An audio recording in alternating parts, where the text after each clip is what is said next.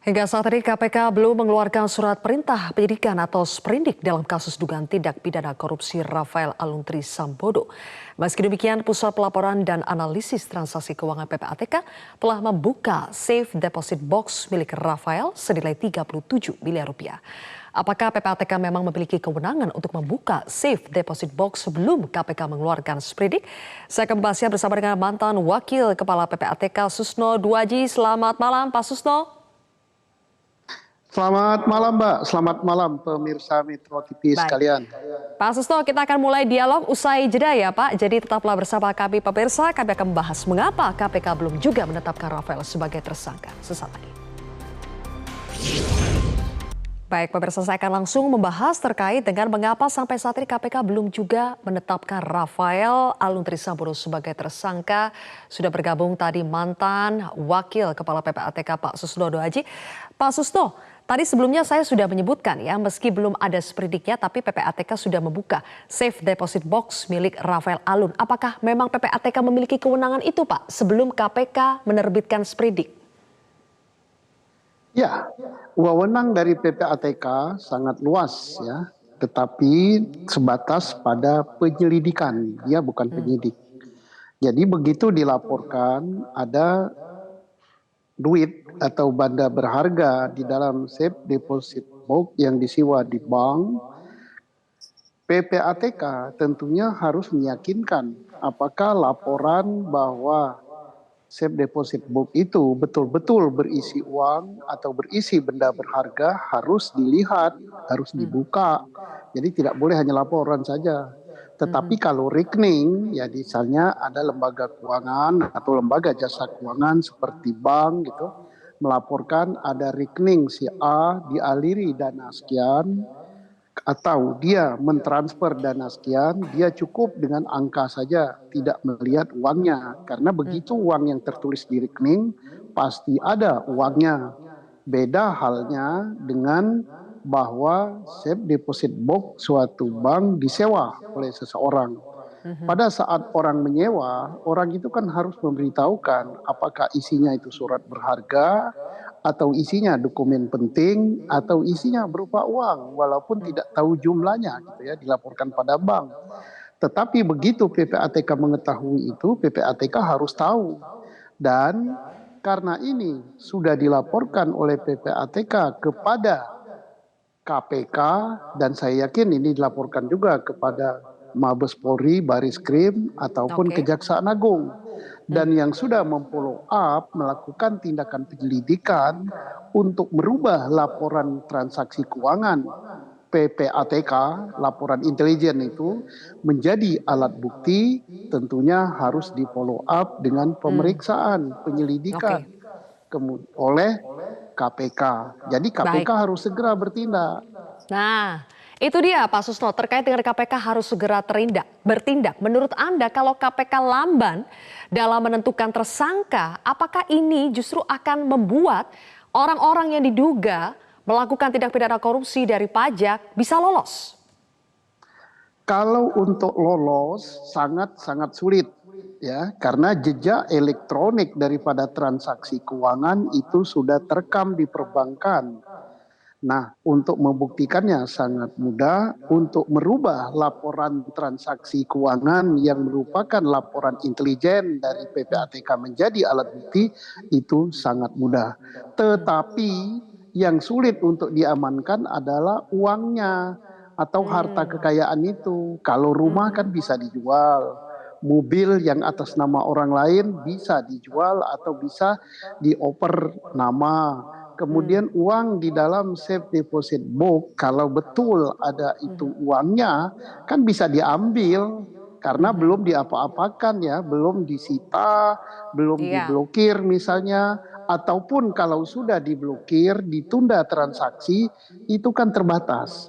PPATK hanya punya kewenangan 5 hari dan bisa diperpanjang 15 hari.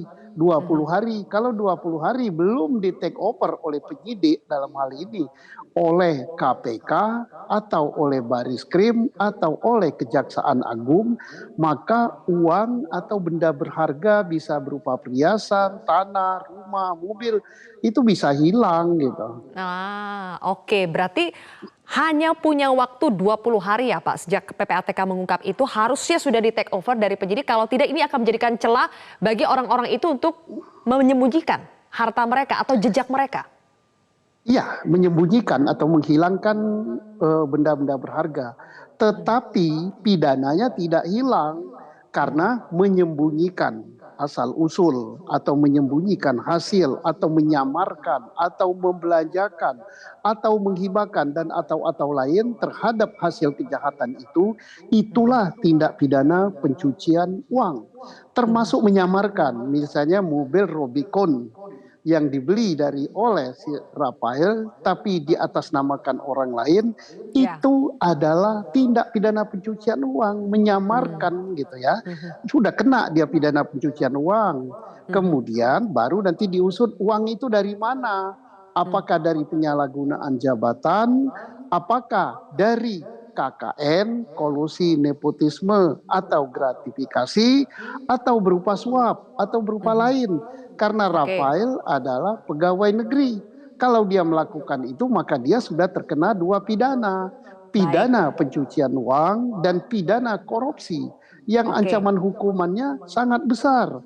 Sangat besar, bisa-bisa Nah, hukuman mati, hukuman seumur hidup. Jadi iya. sebenarnya kalau mengikuti apa yang sudah dilaporkan oleh PPATK, tak ada sulitnya gitu, gampang. Dan saya yakin KPK sudah punya strategi, tapi dia tidak buka ke publik bahwa sudah gampang gitu. Dan saya Oke. yakin bahwa KPK sudah menyelidiki dan akan menyidik Rafael yang lain. Kita percaya Oke. pada KPK. Akan menyidik Rafael yang lain. Pak Susno, tapi kalau kita bicara soal TPPU, ini kan ada perbedaan pendapat ya Pak. Sebetulnya bisakah pintu masuknya lewat TPPU-nya dulu, baru nanti ditemukan tindak pidana asal atau awal, atau harus ada tindak pidana asalnya dulu, baru bisa masuk ke TPPU-nya? Bisa lewat dua-duanya. Sekarang yang dilaporkan oleh PPATK transaksi mencurigakan. Berarti masuknya dari TPPU, tindak pidana pencucian uang. Caranya bagaimana? Duit Anda yang ada di safe deposit book berada jumlah sekian miliar. Transaksi Anda ada pembelian rumah sekian miliar. Anda beli Rubicon sekian, padahal gaji Anda sekian. Karena profil dia itu kan hanya pegawai negeri golongan eselon 3. Gajinya hanya berapa, ditambah insentif berapa, kalau dikumpulkan selama sekian tahun tidak masuk akal. Oke. Maka menjadi beban dan tanggung jawab daripada orang yang dilaporkan itu.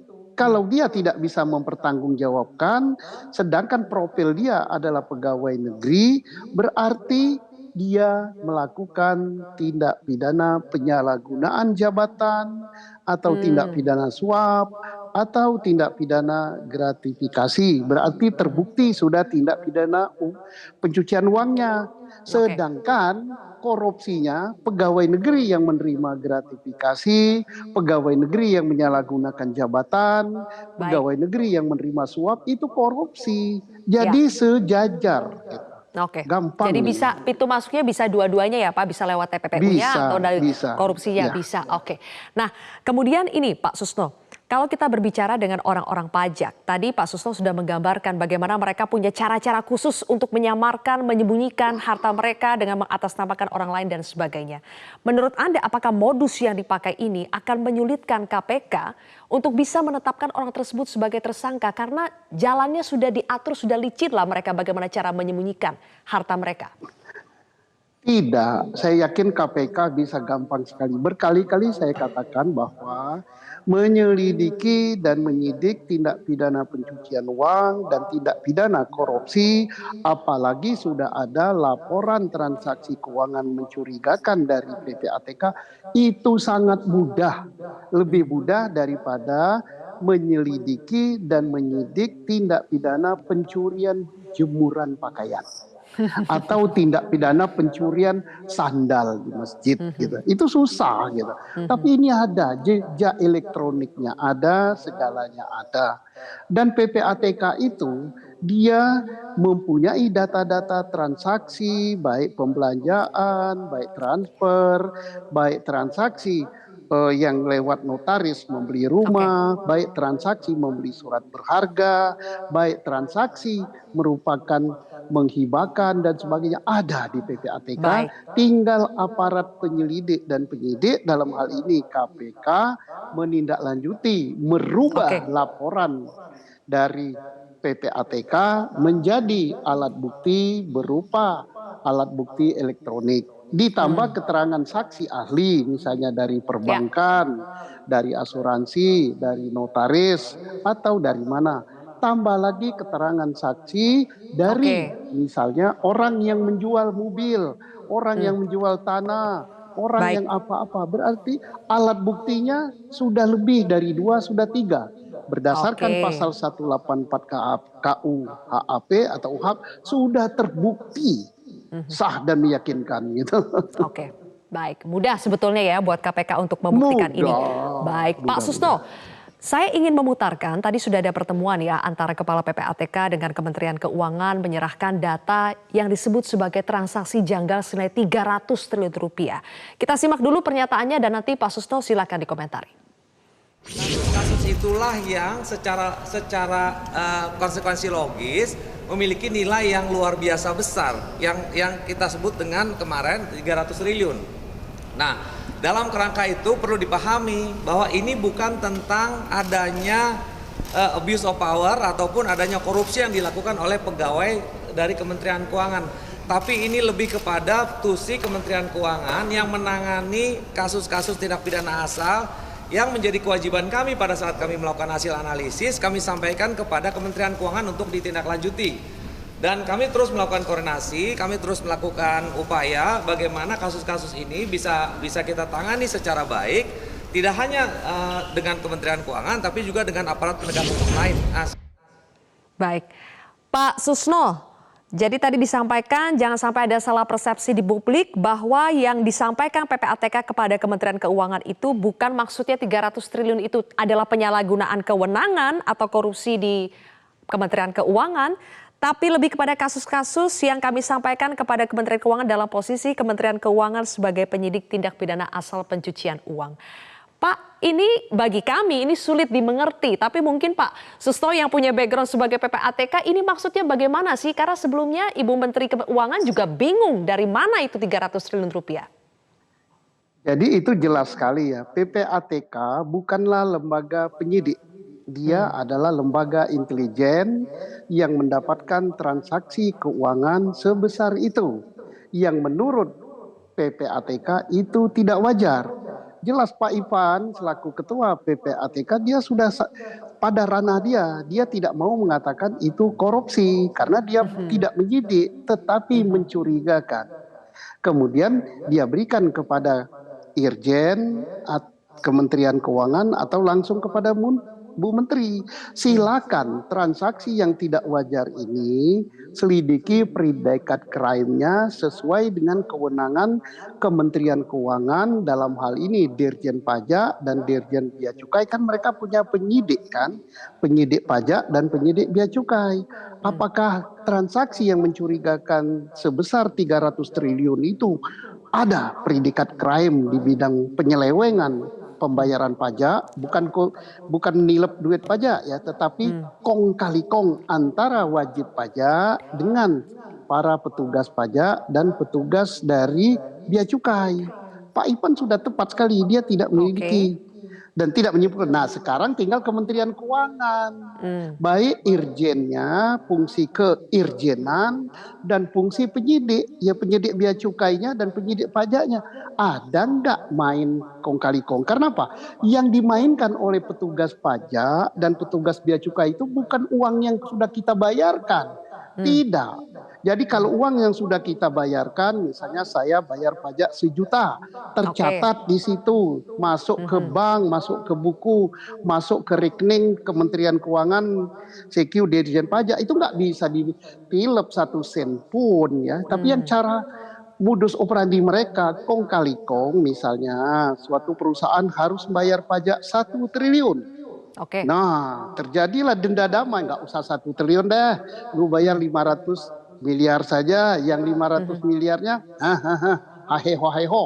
Nah, itu yang paling pinter menyelidikinya Baik. adalah orang dari penyidik pajak.